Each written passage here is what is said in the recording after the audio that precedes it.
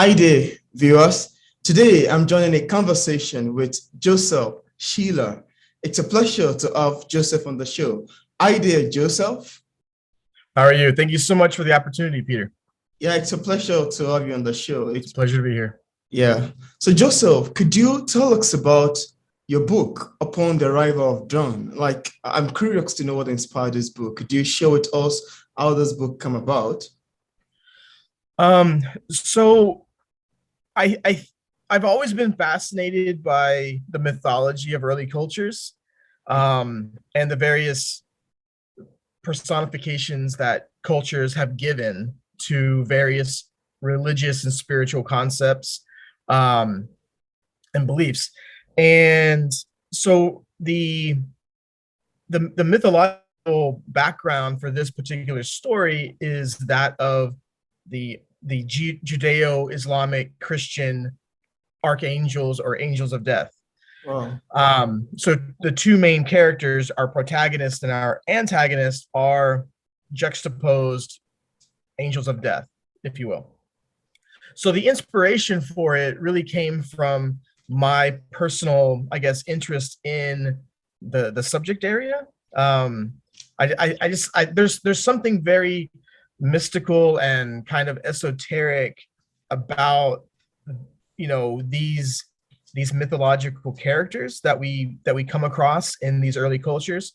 And then I mean just the idea happened to kind of blossom into a a greater story, that I felt was worth telling.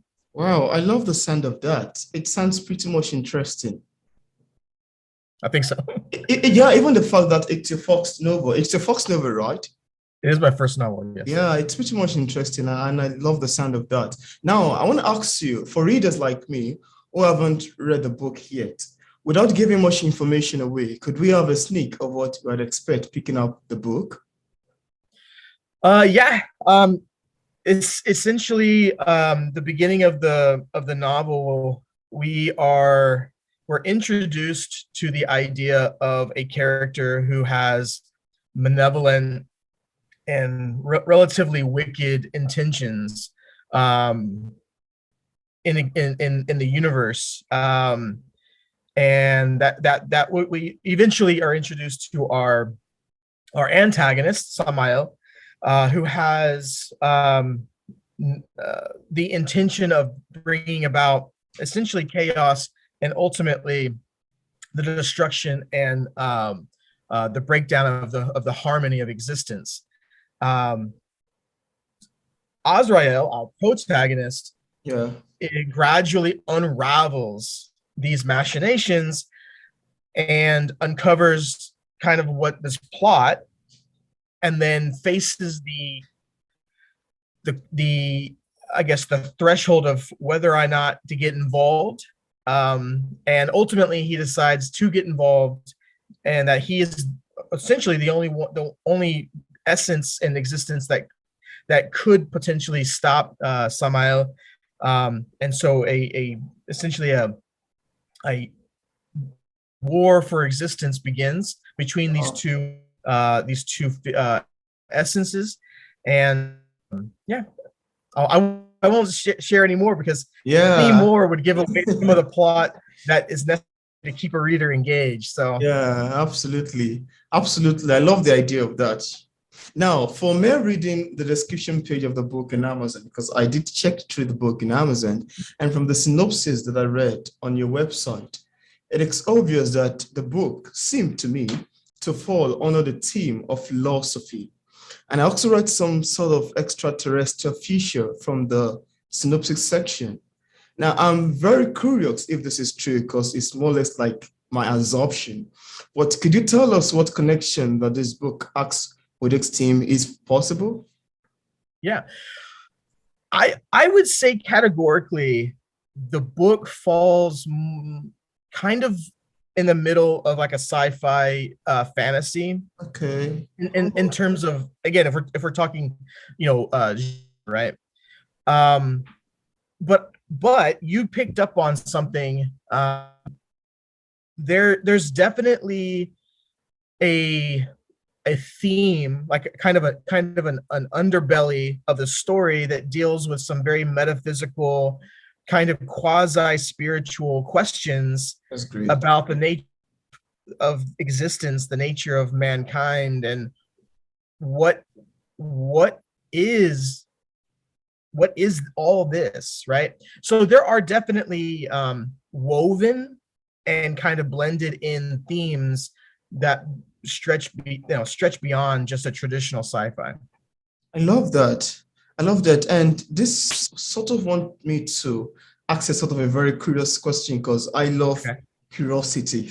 I want to ask you, how do you think that people who are being atheists would, pick up or react or feel to what you've written, especially if it's having to do with the matter of spirituality? How do you think people atheists would Oh, react? atheists. Okay. Yeah, would react to even the fact that the book has some sort of element of spirituality and extraterrestrial, features in it. That's a good question. It's probably a loaded question too, but I think the purpose of my book, it's not meant to propose any Ideology. spirit, any ideology or spiritual viewpoint. It really is meant to. I, this is kind of how I see it. First, I started with the character, the main character, and I tried to put myself in that main character's proverbial shoes. Like, Okay. how would that character, given the nature of that character, right? Yeah. How would they perceive existence, the life and all the complications of that, right? Yeah.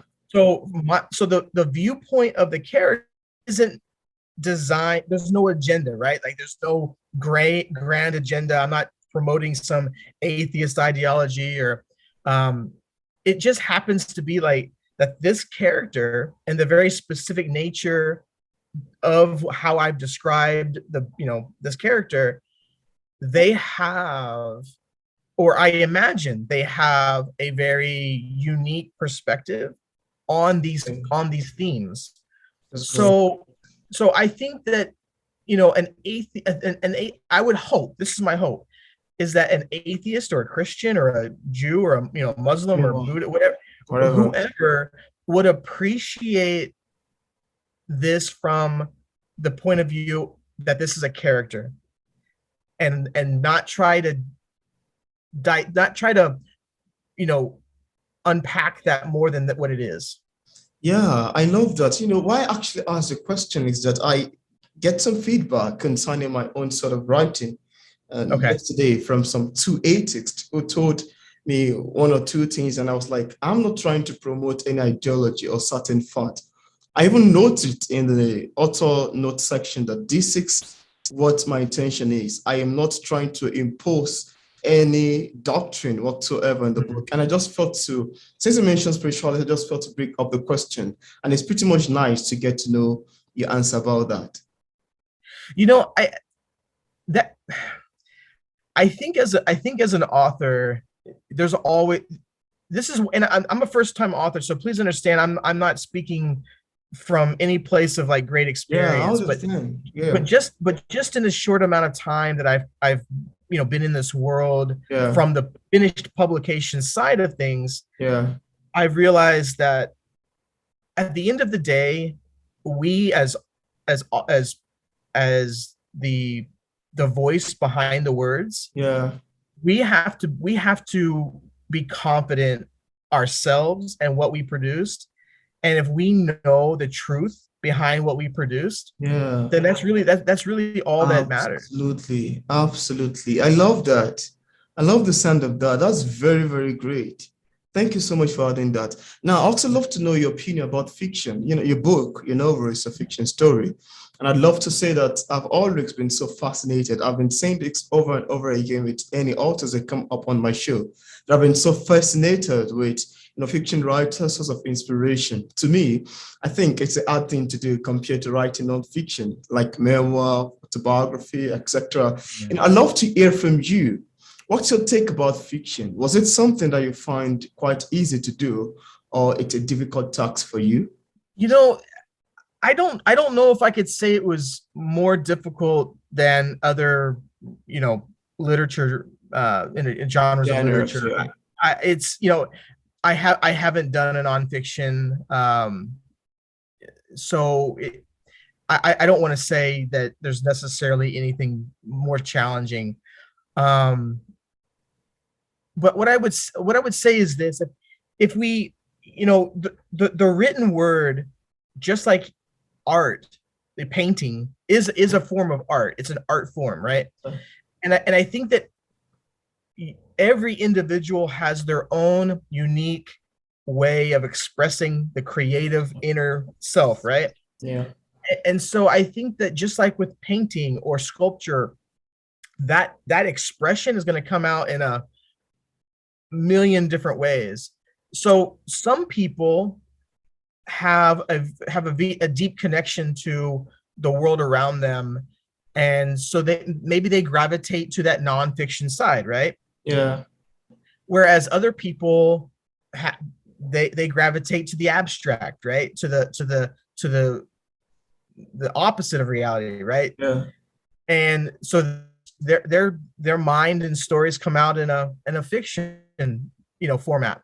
Yeah. So I think it just depends on, so I don't want to say that either's more challenging. In fact, I would almost argue that fiction is the easier, because Uh, you have control of making up everything. Whereas with a not, like, if I'm doing a biography, right?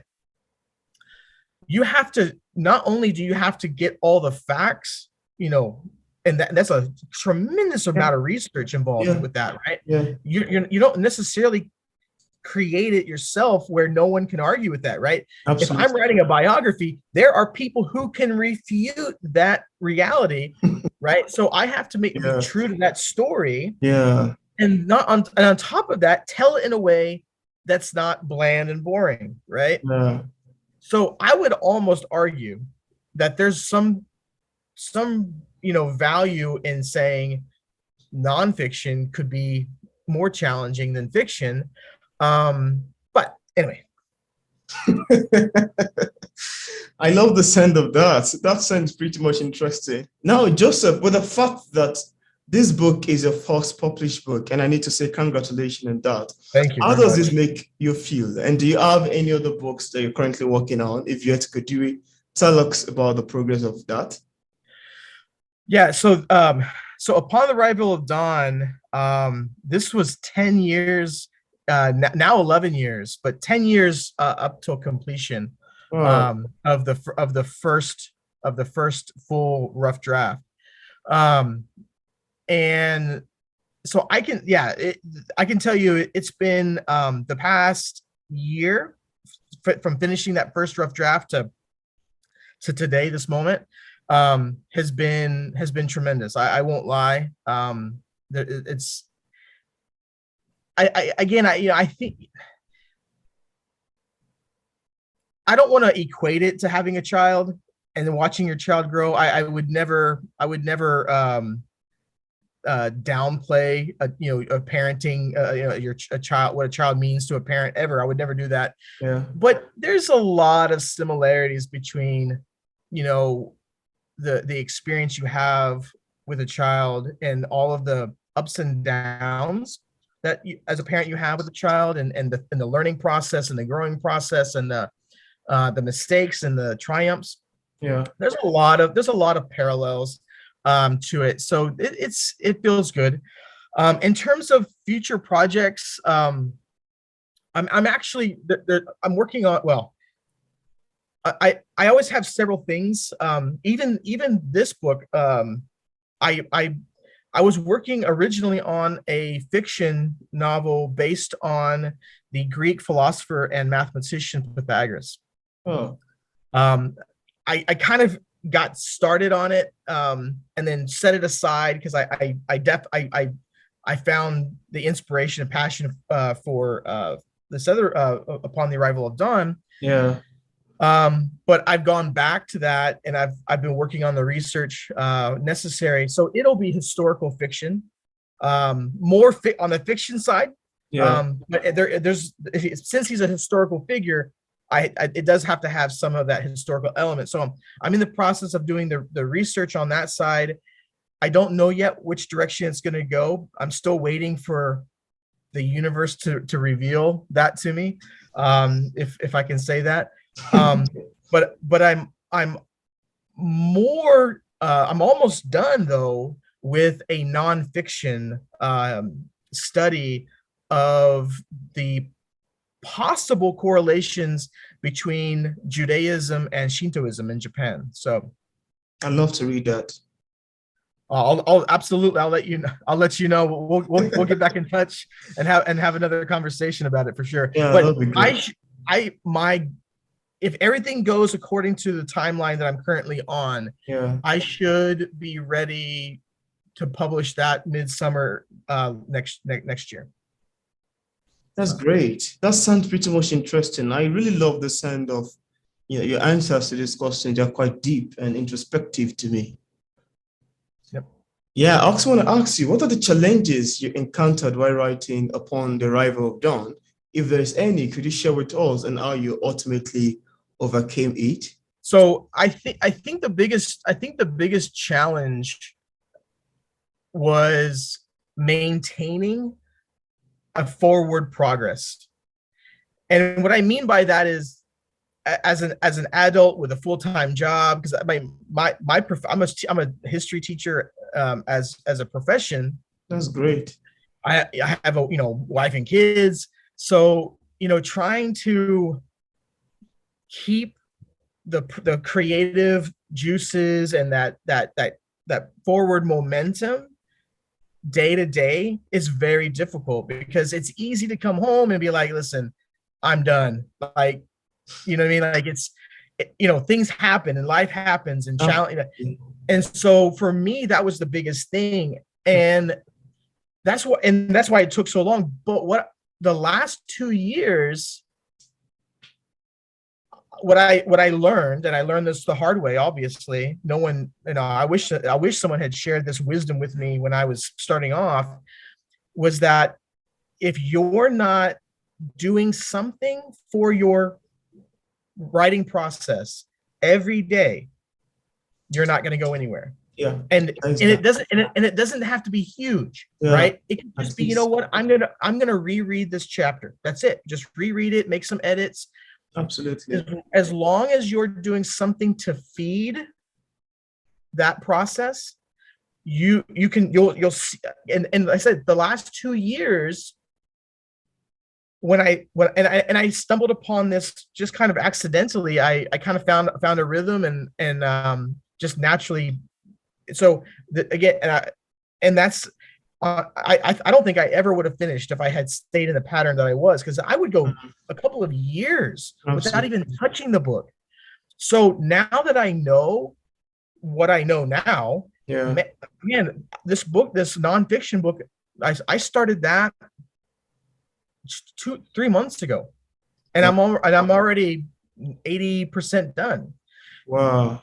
But that's because, and I think that if you talk to most of your serial authors that are constantly cranking out, that's probably what they understand, that instinctively, that you just got to keep.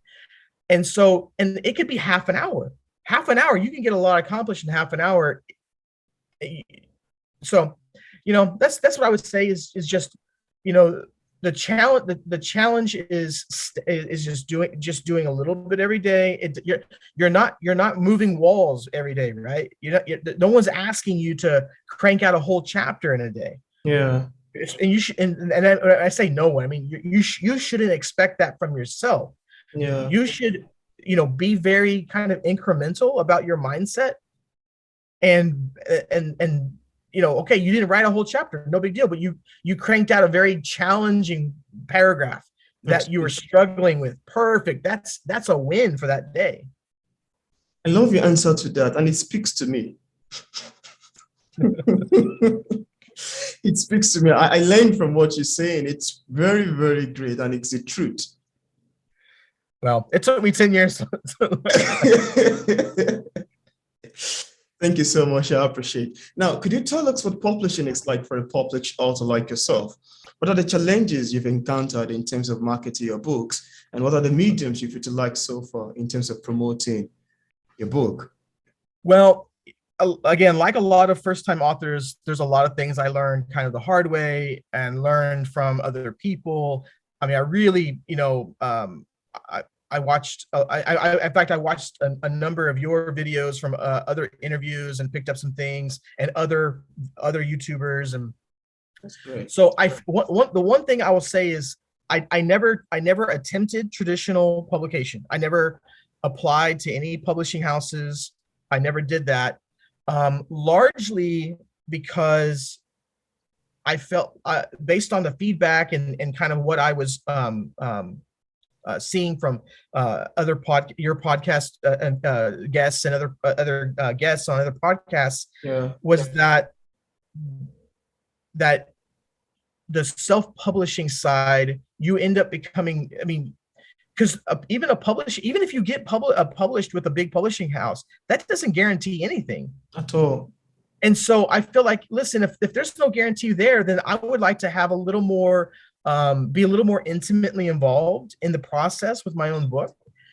Plus I felt like I need to know the ins and the outs of this. So, if something didn't make me feel comfortable about giving my book to someone and then just saying, I guess they're going to do something for me. So I went the self-publishing route. I use Ingram Spark, their platform. I did my homework, and there's a few competitors, but I just felt like that I felt like they were overall going to give me the best options. But even still, I've been marketing heavily on Facebook and Facebook posts, and trying to reach audiences through people who have industry connections and have a wide audience like you, Peter. People who are doing an amazing job giving voice to literary community, the indie author, blogs, a couple of podcasts like this. I contacted, I would say for anyone, a lot of indie bookstores have consignment programs where, you send them, let's say 5 copies of your book. They put it on their shelf for 6 months or whatever. And then that gives you time to help them promote the book in the bookstore. I would do that. I've been doing, and through that, in just the past 3 weeks, I went from 0 bookstores in the past 3 weeks to 15. Wow. Carrying my book just by contacting bookstores, talking to them about the consignment program, getting them books, and then going on social media, contacting people I know in those areas. Hey, can you help me get the word out? They blast out to their friends and family in that area, and next thing you know, books are being sold. So I would say no one's going to fight for your book. No one, unless you do it. You cannot trust anyone else to do anything. Your book is not their baby. That's your baby. You have to do everything you can to make sure people know who your baby is, right? Yeah. So that's what I'm saying. So I would say that in terms of the publication side, one thing that I do, everything you can yourself. Go stretch yourself to, and what I mean by that is, obviously there are things that we may not be able to do. I couldn't do the book layout. I didn't have the skills or knowledge to do that. Yeah. I edited on my own up to I used Grammarly. I used a Microsoft editor feature to get my book as ready for an editor as I possibly could. But then I would say you don't have to spend a lot of money on that stuff. Go to Upwork.com or Fiverr.com and there's a couple other, competing Platform. sites like that.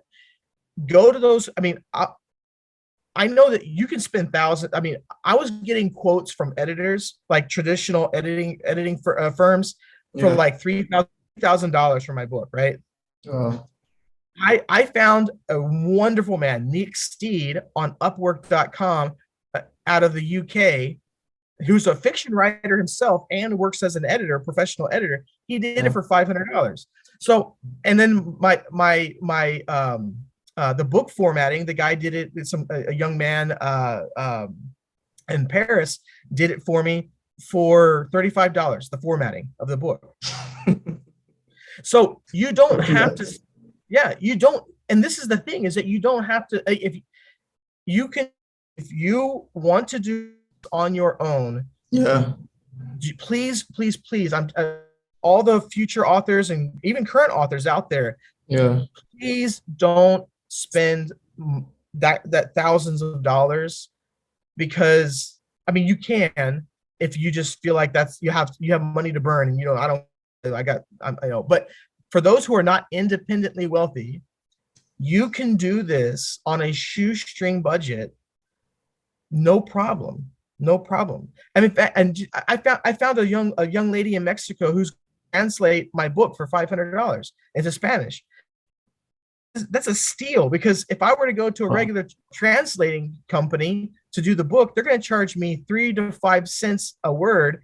Next thing I know, it's $5,000. Yeah, that's true. It's ridiculous. So all I would say is, for the publication side, do as much as you can.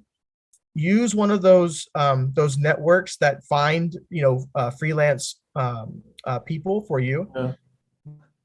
And I mean, I think all said and done, the whole process, I only spent $2,000, which is, if you talk to the people in the industry, that's bottom of the bottom threshold of I've spent. Yeah, I love your answer to that. That's quite very knowledgeable, and I'm pretty sure the viewers, including myself, would love to utilize it. Now, I want to ask you, is there anything that you love to share with the viewers concerning your book that we haven't mentioned or talk about in this interview, and you just want the viewers to know? It's amazing. I mean, I guess every author says that's an amazing book, but it's an amazing book. Check it out. I would say, please. I mean, obviously it's offered on Amazon and Walmart and Target and all those, but I would say go to your local bookstore, because bookshop.org, which is what most bookshops use as their online platform. Okay.